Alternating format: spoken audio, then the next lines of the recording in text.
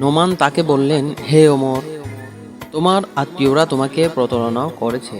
তুমি তোমার লোক লোকগুলোকে আগে ঠিক করো, পরে মোহাম্মদকে হত্যা করবে। তুমি কি জানো আব্দে মানাব বংশ তোমাকে ত্যাগ করেছে?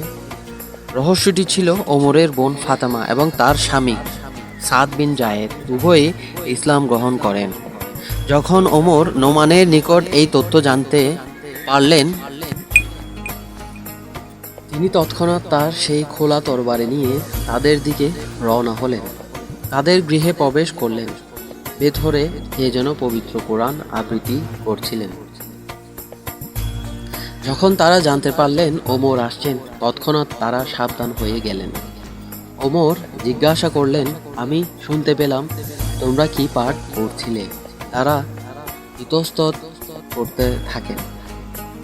তিনি তাদের ধমক দিলেন, বললেন, আমি জানতে পেরেছি তোমরা উভয়ই মুহাম্মদ সাল্লাল্লাহু আলাইহি ওয়াসাল্লামের অনুসারী হয়েছ এবং তার প্রতি বিশ্বাস এনেছ।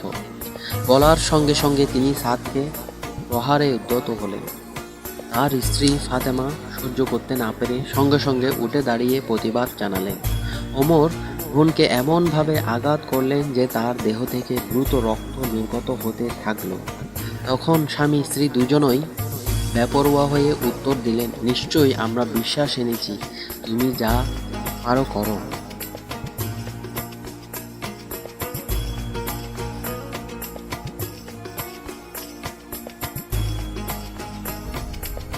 ভিডিও ভালো লাগলে চ্যানেলটি সাবস্ক্রাইব করে রাখুন পরবর্তী ভিডিও দেখার জন্য।